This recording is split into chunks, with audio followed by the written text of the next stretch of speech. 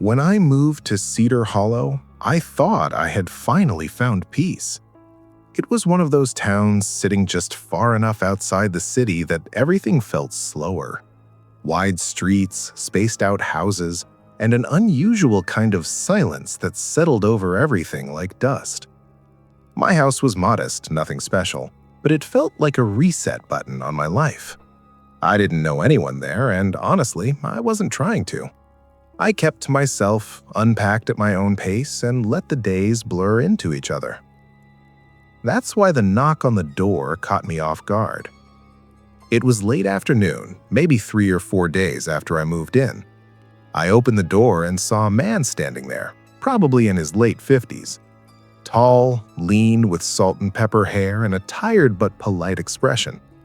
He introduced himself as Martin, said he lived a few houses down and just wanted to welcome me properly. It felt normal enough, even comforting in a way. He asked the usual things, where I came from, why I moved, whether I lived alone. Nothing felt strange in the moment. People in small towns are like that sometimes, curious but friendly. I answered casually and he nodded along like we were already neighbors for years. Before leaving, he mentioned his wife, Claire, said she liked gardening and that the neighborhood had a small tradition of occasional dinners where everyone got together. He smiled when he said it, like it was something special we shouldn't miss. After he left, I remember thinking how lucky I was. Maybe this place wasn't as isolated as it looked. But over the next few days, something didn't sit right. I started noticing how empty everything was. No kids outside, no one sitting on porches, no dogs barking in yards. Even during the evenings when people usually come alive, the street stayed still, too still. It didn't feel like quiet anymore. It felt staged. Then Martin showed up again. This time he was cheerful, said he and Claire were hosting a small dinner that night at 7:30 and insisted I come. He even laughed lightly like I was the last missing piece of something already planned. I hesitated, mostly because I hadn't actually seen any of these everyone in the area people he was talking about. But I also didn't want to seem rude, and part of me thought maybe I was overthinking things. Maybe this was just how the neighborhood was. So I agreed. When he left, he told me he was looking forward to it. By the time evening came, the whole place felt even quieter than before. I walked down the street toward his house, noticing how few lights were on around me. No movement, no sound, just rows of dark windows watching me pass. His house was the only one with a light on, but even that didn't feel warm. It felt like it was waiting. When I reached the door, it was slightly open, and from inside, I could hear Martin's voice telling me to come in. I pushed the door open slowly. The first thing I noticed was how cold the air inside felt compared to outside. Not just temperature, but atmosphere. Like the house had been shut off from everything living for a long time and only recently reopened. "Hello?" I called out. Martin's voice answered immediately from deeper inside the house, calm, almost cheerful. "Come on in, kitchen's this way." That should have reassured me. It didn't. I stepped in and closed the door behind me. The hallway's lights were on, but dimmed too low to feel normal, the kind of lighting that makes corners look deeper than they are. I walked forward slowly, listening for anything else. Footsteps, conversations, the supposed dinner party he'd described. There was nothing. Just Martin's voice guiding me forward. When I reached the kitchen doorway, I stopped. The room was empty. No table set, no food, no chairs pulled out for guests, no sign of anyone at all. Just an old kitchen that looked like it hadn't been used in days. I stepped in anyway because I still wanted to believe there was an explanation. "Martin?" I called again. No answer this time. That's when I noticed the back door. It was slightly ajar, moving just enough to let in a thin strip of night air. and beyond it, I could hear something faint. Not voices, not music, just wind brushing against something outside. Then, the front door slammed shut behind me. The sound hit like a gunshot in the silence. I spun around immediately. The hallway was empty. "Martin?" I called louder now, stepping back toward where I came from. "Hello?" Still nothing. I walked quickly down the hall, heart starting to climb into my throat. When I reached the front door, I tried it. Locked. Not just locked, bolted. Multiple locks I didn't remember seeing when I came in. My breathing changed instantly. This wasn't accidental. This wasn't a misunderstanding. This was planned. Behind me, I heard something shift. A soft sound, like a shoe dragging slightly across wood. I froze. "Martin?" I said again, but my voice came out weaker this time. From somewhere inside the house, I finally heard him speak again. But the tone was different now. Lower, heavier, less polite. "You shouldn't have come in so far." That was enough. I moved fast, going back toward the hallway, scanning every open doorway as I passed. The house didn't feel empty anymore. It felt occupied in a way that made my skin tighten, like I wasn't alone in space, just unaware of where the other presence was hiding. Another sound. A step behind me. I turned sharply. Nothing there, but I kept moving. I reached the side hallway leading toward what looked like a storage room or office. The only other exit I could think of was through there. My mind was racing through options that didn't exist. Then I heard my name again, closer this time. "Hey," Martin called softly, almost conversational. "Don't make this difficult." I broke into a run. My shoulder hit a doorframe as I turned into a narrow hallway I hadn't noticed before. The lights here were off entirely, and I could only see the faint outline of doors on either side. One of them was slightly open, and I saw movement inside. I didn't stop to look properly. I just ran.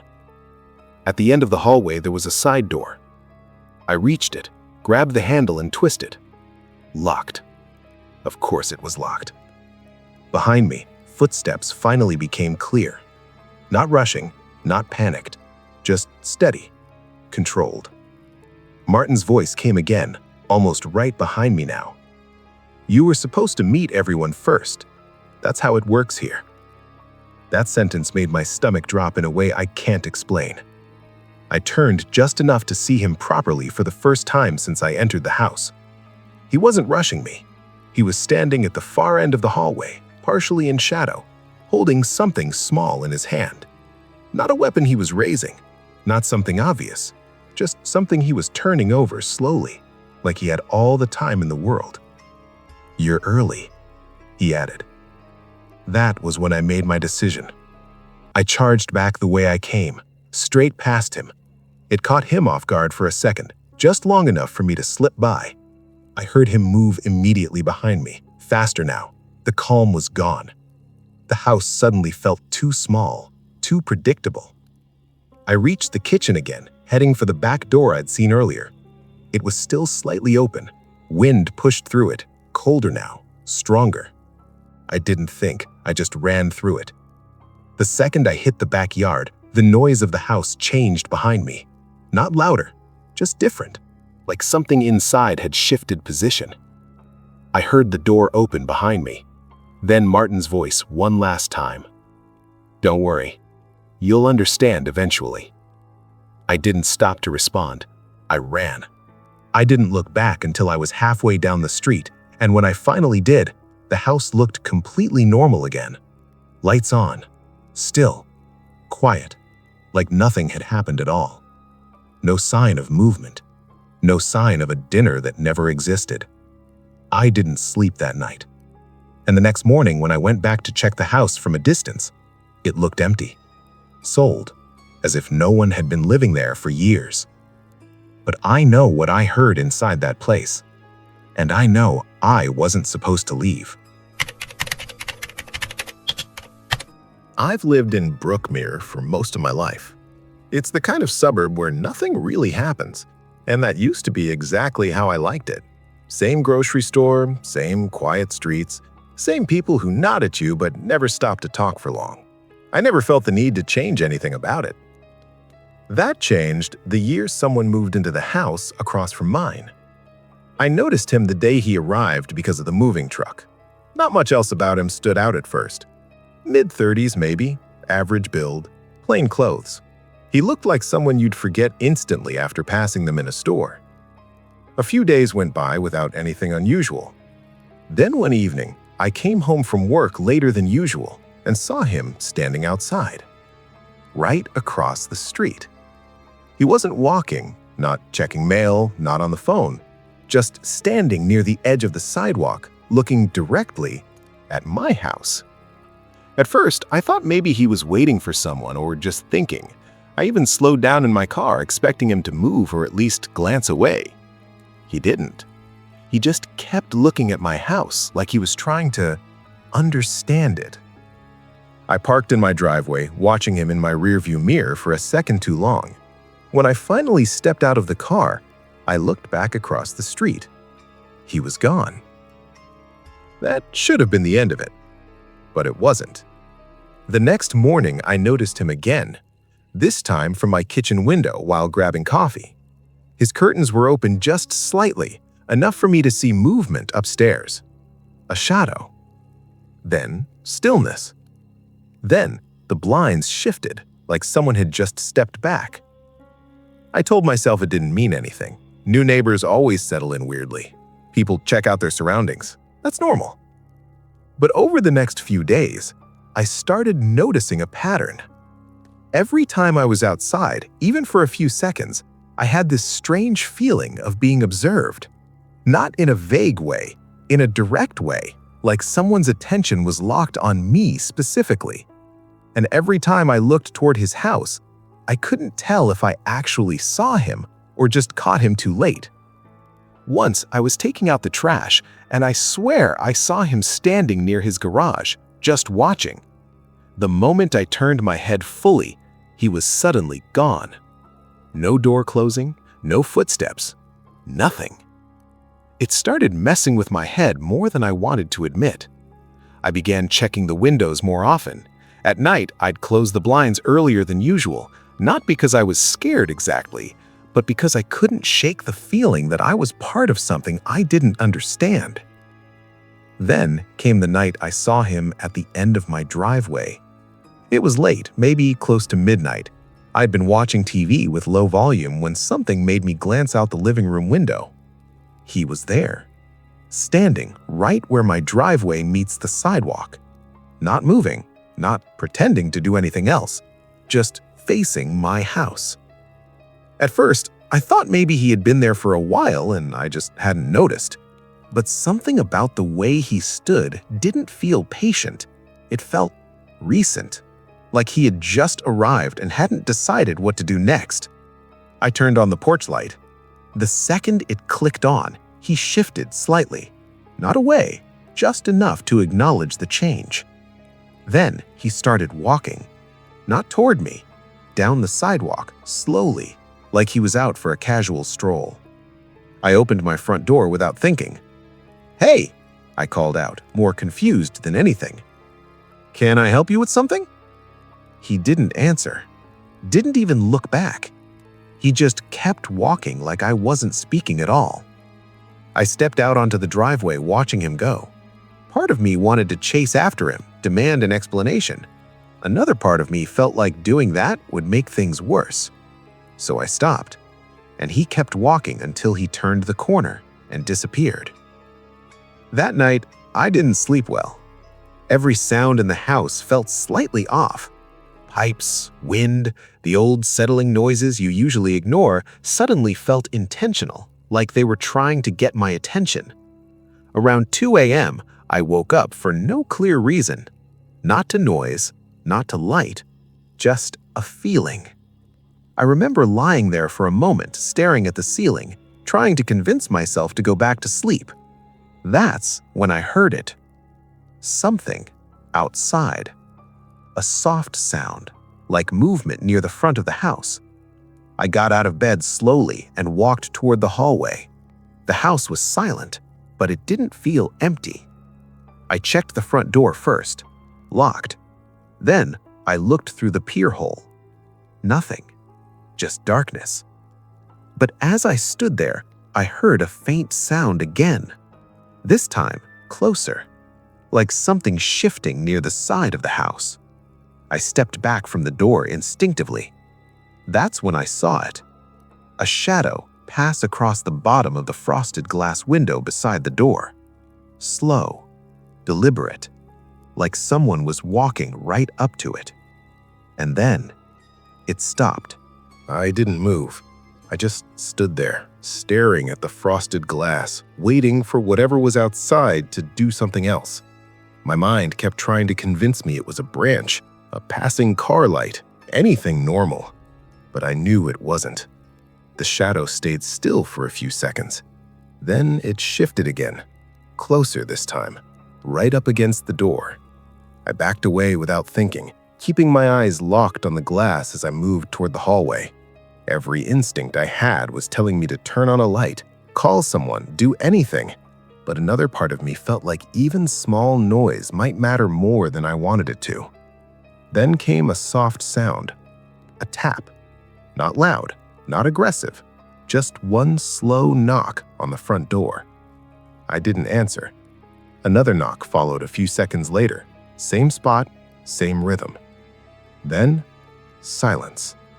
That silence lasted longer than I expected, and that somehow made it worse. I stayed frozen near the hallway wall, trying to decide if I should peek again or just stay put.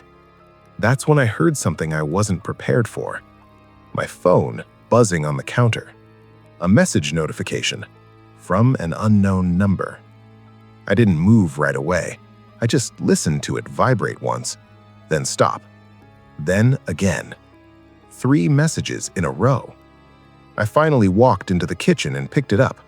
No caller ID, no name, just text. You're awake. My stomach tightened immediately. Before I could even process it, another message came in. I can see your lights are on. I looked around the house instinctively, like the walls themselves might explain how that was possible. Another message. You've been looking at me for days. I just wanted to return the favor. My grip on the phone tightened. I went straight to the living room window and pulled the curtain aside just enough to see outside. At first, nothing looked unusual. Streetlights, empty road, quiet neighborhood. Then I noticed it. His house, across the street. One light on upstairs, curtains slightly open, and a figure standing right behind it, looking directly at me. Even from that distance, I could feel it wasn't accidental. He wasn't moving around his house. He wasn't doing anything normal like turning away or pretending not to be there. He was watching me watch him. My phone buzzed again. I'm not outside anymore. I froze. Slowly, I turned my head toward the hallway behind me. The house suddenly felt different. Not loud, not dark, just occupied in a way I hadn't noticed before. Another message came in. I've been inside longer than you think. That's when I heard a floorboard creak. Not outside, inside, the house, somewhere behind me. I turned off the living room light instantly, plunging everything into dim streetlight glow.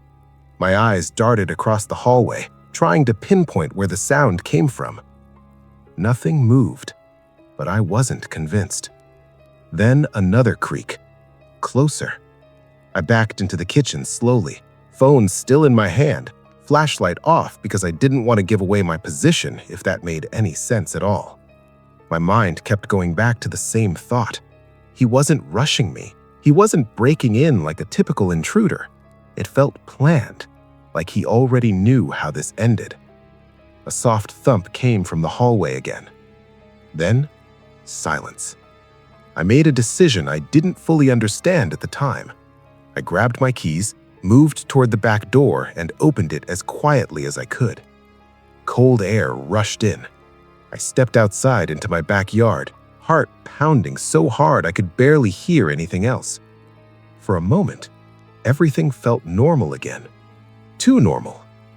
Then my phone buzzed one last time. I looked down at the screen.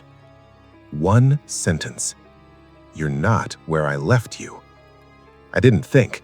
I ran, barefoot across the grass, straight toward the side fence, not looking back even once. I only stopped when I reached the street 2 blocks away, gasping, trying to make sense of what just happened. When I finally looked back toward my house, all the lights were off, completely dark, like no one had ever been inside at all. The next morning, I told myself I was overreacting.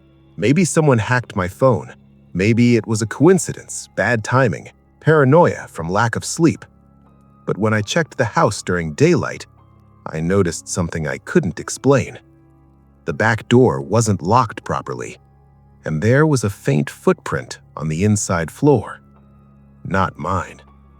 That was the night I started seriously considering moving.